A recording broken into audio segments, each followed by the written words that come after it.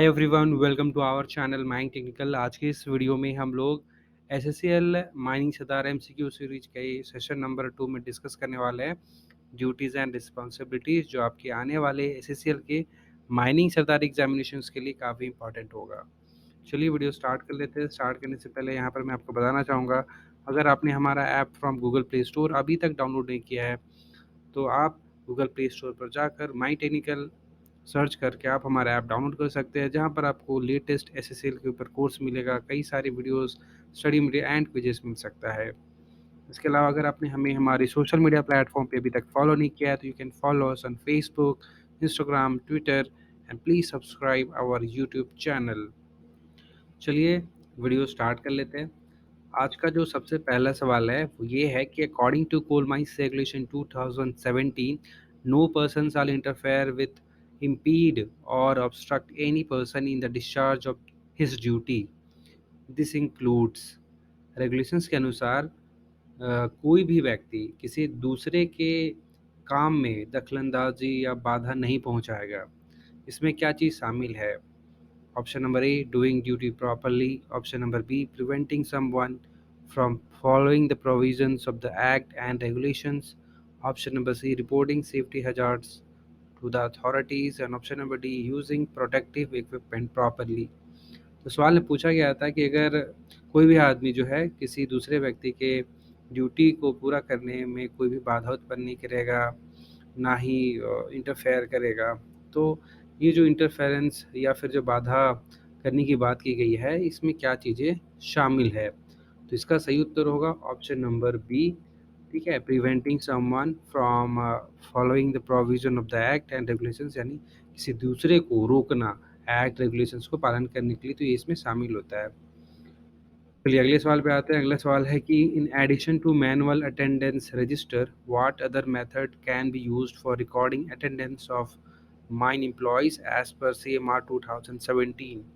कोल mines regulation 2017 के अनुसार जो मैनुअल अटेंडेंस रजिस्टर रखा जाता है, इसके अलावा आपको सभी को पता है कि फॉर्म डी में मैनुअली अटेंडेंस रजिस्टर सभी एम्प्लॉयज़ का होता है, तो इसके एडिशन में और क्या दूसरे तरीके हो सकते हैं माई एम्प्लॉयज़ के अटेंडेंस को रिकॉर्ड करने के लिए एज पर द रेगुलेशंस?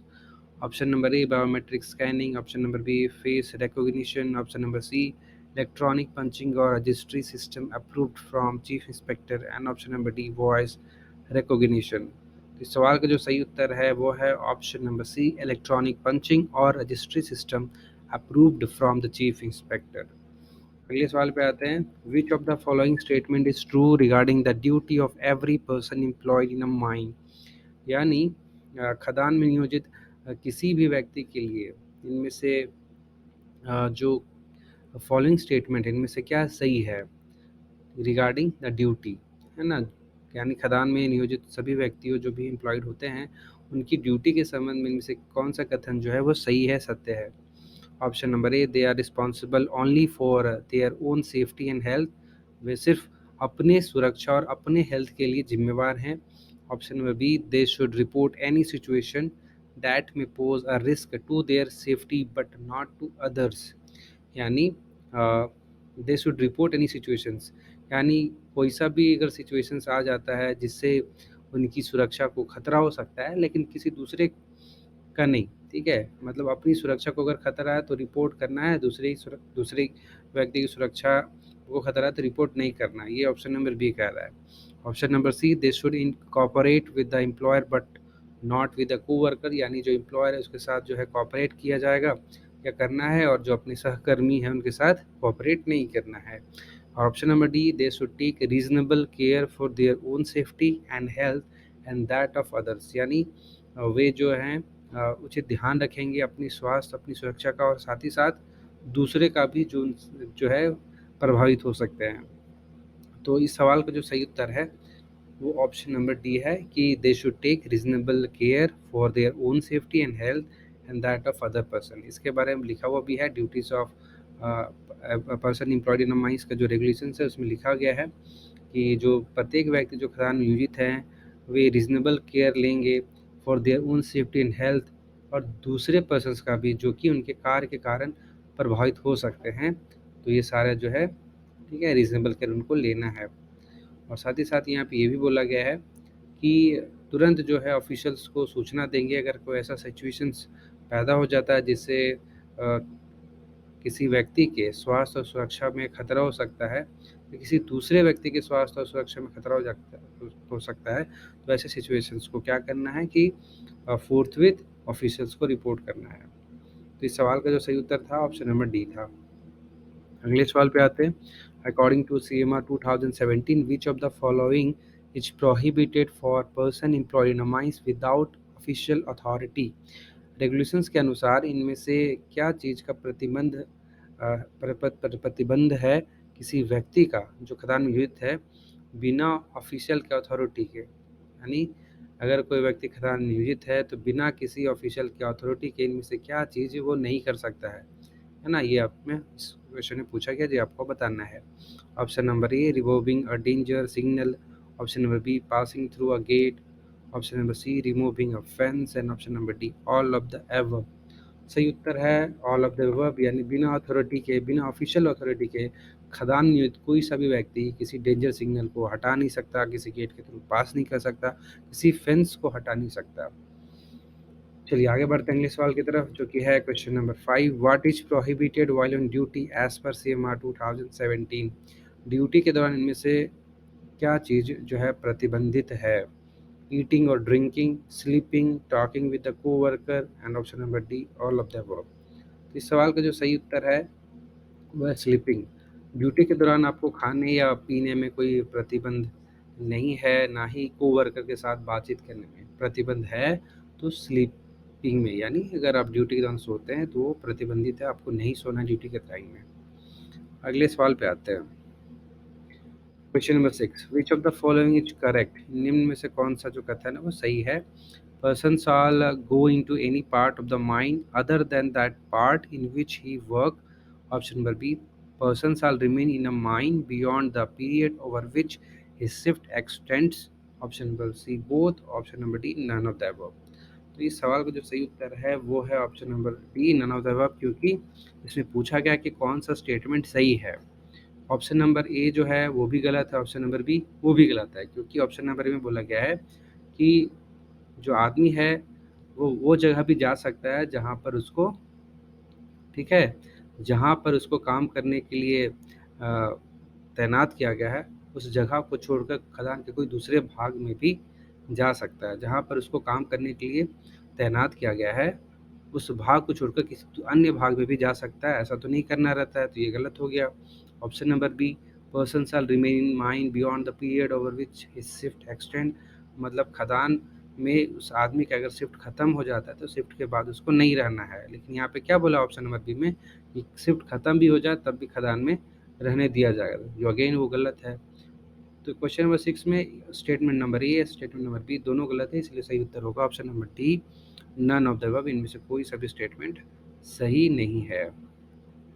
अगले सवाल पे आते हैं। When there occurs in a mine any accident resulting in serious body injury or loss of life to any person or any dangerous occurrence, when must the manager inspect the site of an accident or dangerous occurrence.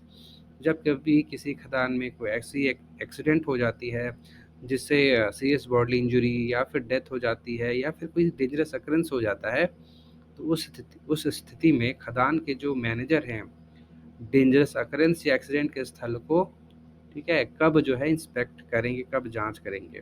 Option number A within 24 hours, option number B 48 hours, option number C as soon as possible, and option number D within 7 days.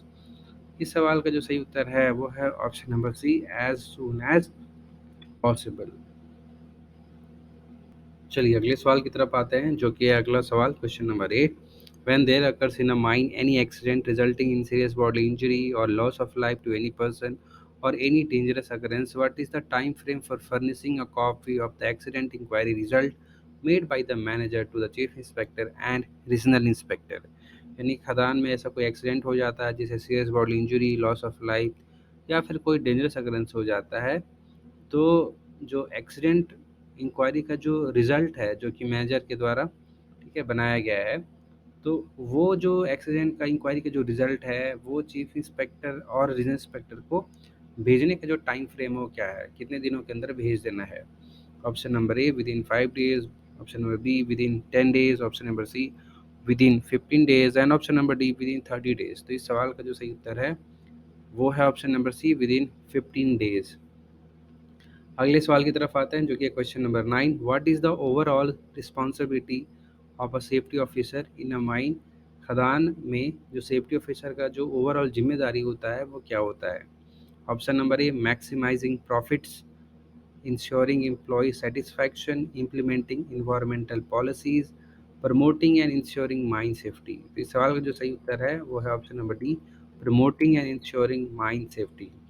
यहाँ पर मैं आगे slide में जाने से पहले यहाँ पर आपको बताना चाहूँगा कि अगर आप जो है और ज़्यादा यानी फुल एमसीक्यू कवर करना चाहते हैं प्रत्येक टॉपिक का जो एसएससीएल के सिलेबस में दिया गया है, तो आप हमारा app mind technical app download कर सकते हैं, जहाँ पर आपको एसएससीएल का कोर्स मिल जाएगा। वहाँ पर हम लोग पूरा फुल एमसीक्यू प्रत्येक टॉपिक का यहाँ पे हम लोग डिस्कस किए हुए हैं। तो आगे मतलब पूरा डिटेल में अगर आपको जानना है तो आप हमारा ऐप डाउनलोड कर सकते हैं, वहाँ पे आप कोर्स सेलेक्ट कर सकते हैं। चलिए अगले सवाल की तरफ बढ़ते हैं। Which of the following is not a duty of an overman. इनमें से कौन ओवरमैन का ड्यूटी नहीं है। Option number A carrying out inspection and reports, option number B ensuring proper compliance with code of practice, option number C determining mining methods for the entire mine, and option number D ensuring subordinate officials carry out their duties properly। तो इनमें से जो ओवरमैन की duty नहीं है वो है determining the mining methods for the entire mine, यानी पूरे खदान में कौन सा माइनिंग मेथड से हमको काम करना है ये पता लगाने की जिम्मेदारी ओवरमैन की नहीं है। वो अपना इंस्पेक्शन करता है, वो रिपोर्ट बनाता है, रिपोर्ट करता है, कोड ऑफ प्रैक्टिस को पालन करवाता है, इंश्योर करता है कि इसके नीचे का जो अधिकारी है अपना जो काम है वो सही तरीके से करे। तो ये ओवरमैन की ड्यूटी में आती है। लेकिन पूरे खदान में कौन सी मेथड ऑफ माइनिंग से हमको वर्किंग चलाना है ये ओवरमैन की जिम्मेदारी नहीं आती है।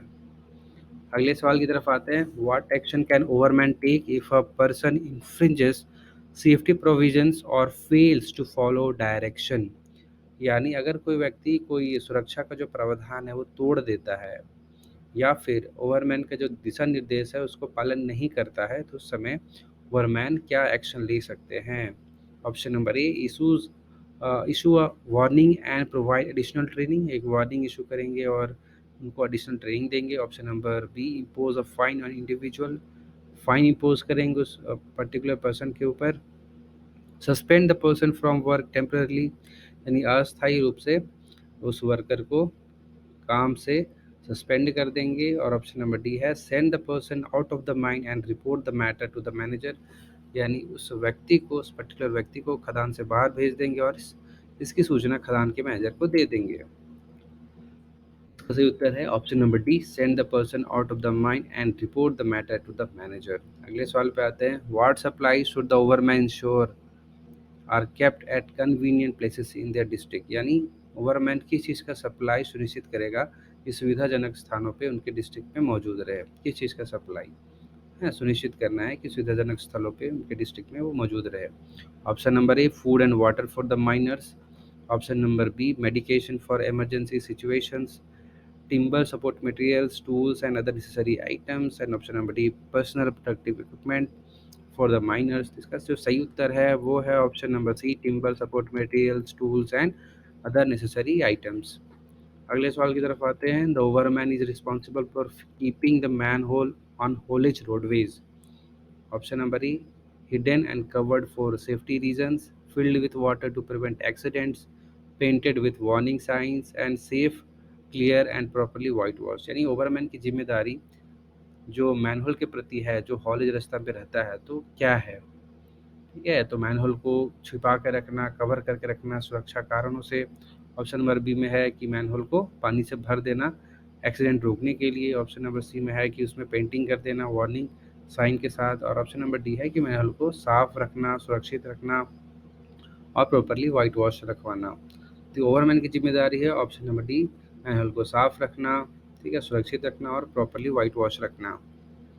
अगला सवाल है question number 14। In case of open cast working the overman shall ensure that Haul roads are kept maintained, stability of overburdened dumps is endangered, dust controls measure are implemented, and option number D all of the above।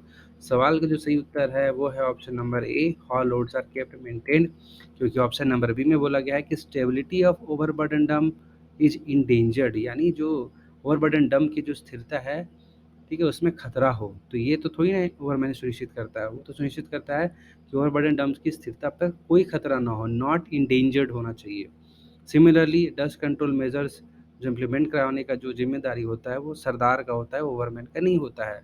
इसलिए option number D all of the above भी नहीं होगा, इसलिए सही उत्तर इस सवाल का option number A है, haul roads are kept maintained. अगले सवाल की तरफ आते हैं। In case of open cast workings which of the following is not a common responsibilities of both overman and mining sardar. Open cast working के संबंध में इनमें से कौन एक ओवरमैन और सरदार की कॉमन जो रिस्पॉन्सिबिलिटी है वो नहीं है। Option number A, side of benches are kept properly dressed, stability of benches is not endangered, haul roads are kept maintained, and option number D, no overcrowding of men and machinery at working phase। तो इसका सही उत्तर है option number D, no over crowding of man and machinery at working face, क्योंकि ये जो जिम्मेदारी है वो सिर्फ और सिर्फ ओवरमैन की होती है, लेकिन बेंच के साइड्स में प्रॉपरली ड्रेसिंग करवाना ये सरदार ओवरमैन दोनों की जिम्मेवारी है। बेंचेस की स्टेबिलिटी पे कोई खतरा ना हो ये दोनों की जिम्मेदारी है। हॉल रोड्स का मेंटेनेंस प्रॉपरली हो ये भी दोनों की जिम्मेदारी है, लेकिन ओवर क्राउडिंग देखना मैन और मशीनरी का वर्किंग फेसेस में वो ओवरमैन की जिम्मेदारी है। क्वेश्चन नंबर 16 में आते हैं। What should the sardar do if he finds a person in a place other than the one assigned to them. अगर कोई सरदार यह पाता है कि कोई व्यक्ति अपनी जगह को छोड़कर जहाँ पे उसको काम करने के लिए तैनात किया गया था किसी दूसरे जगह पे अगर सरदार उसको पाता है तो क्या करेगा। Option number A, issue a warning to a person, उस आदमी को वार्निंग देगा। Option number B, ask the person to report to the manager, उस व्यक्ति को बोलेगा कि जाओ खदान के मैनेजर को रिपोर्ट करो। Option number C, order the person out of the mine and report the matter, यानी उस पर्टिकुलर आदमी को खदान से बाहर करेगा और इस मैटर को रिपोर्ट करेगा। Option number D, assign the person to a new location, यानी उस व्यक्ति को किसी दूसरी जगह पे काम पे लगा देगा। इस सवाल का जो सही उत्तर है वो ऑप्शन नंबर सी है कि order the person out of the mine and report the matter. चलिए अगले सवाल की तरफ बढ़ते हैं जो कि है question number 17। What is the sardars responsibilities regarding the employment of inexperienced worker, यानी अगर कोई अनुभवी हीन व्यक्ति का नियोजन करना है खदान में तो उसके संबंध में सरदार की क्या जिम्मेदारी बनती है। Option number A, provide them with additional training, यानी उनको अतिरिक्त ट्रेनिंग दिया जाए। Option number B, assign them to work under experienced individual, यानी ऐसे व्यक्ति को किसी अनुभवी व्यक्ति के देख रेख में काम करवाया जाए, सौंपा जाए। और ऑप्शन नंबर सी है, allow them to work independently, यानी उनको छोड़ दिया जाए कि और स्वतंत्र रूप से काम कर सकें। Option number D, report their presence to the mine manager, यानी खदान के जो प्रबंधक हैं उनको उनकी मौजूदगी का, ठीक है, रिपोर्टिंग करना। तो इसका सही उत्तर होगा option number B, assign them to work under experienced individuals, यानी अनुभवी व्यक्ति के निजी देखरेख के अंदर ही उनको काम पे तैनात करना, ये सरदार की जिम्मेदारी बनती है। अगले सवाल की तरफ आते हैं। What is the requirement for a working place with a height exceeding 3 meters in the Sardars district. Sardar के डिस्ट्रिक्ट में किसी कार्यस्थल की जो ऊंचाई है 3 मीटर से अधिक हो जाती है तो वहाँ पे क्या चीज़ की ज़रूरत पड़ती है। Option number A, use of steel support beams. Option number B, installation of safety nets. Option number C, presence of wooden buntons and ladders, and option number D, regular monitoring by the man manager. तो इस सवाल का जो सही उत्तर है वो है presence of wooden buntons and ladders, यानी अगर किसी डिस्ट्रिक्ट में किसी ऐसा कार्यस्थल है जहाँ का ऊंचाई 3 मीटर से ज़्यादा हो जाता है तो उसके आसपास जो है वुडन बंटन्स या लैडर्स होना चाहिए। अगले सवाल पे आते हैं जो कि इस वीडियो का सेकंड लास्ट सवाल है। What should the sardar do if there is a deficiency in necessary materials for safe working. अगर सरदार, ठीक है, सरदार को कुछ चीज़ की कमी प्राप्त होती है ना, जो जरूरी मटेरियल्स चाहिए खदान को सुरक्षित रूप से चलाने के लिए, वर्किंग को सही रूप से सुरक्षित रूप से चलाने के लिए कुछ पदार्थों की कमी अगर होती है तो सरदार क्या करेगा। सरदार को लगता है कि जो भी ज़रूरत की चीज़ें हैं ठीक है, सही तरीके से काम करने के लिए खदान में सेफ वर्किंग के लिए अगर वो ज़रूरी चीज़ें जो हैं उसमें कमी आ गई है तो सरदार क्या करेगा? Option number A, procure the material himself. B, report it to his superior official. C, continue working without the material. Option number D, stop all operation in the district. इस सवाल का सही उत्तर है option number B, report it to his superior officials, यानी अपने से ऊपर के अधिकारी को सूचित करेगा। आज की वीडियो का सबसे अंतिम सवाल है question number 20। In case of open cast workings it is not necessary for an overman to ensure that. Open cast working के केस में ओवरमैन के लिए जरूरी नहीं है ये सुनिश्चित करना। Option number A, side of benches are kept properly dressed. Option number B, stability of benches is not endangered. Option number C, adequate ventilation is provided at the area under his control. Or option number D, there is no overcrowding of men and machinery at working phases. All machinery plants are operated in a safe and secured manner.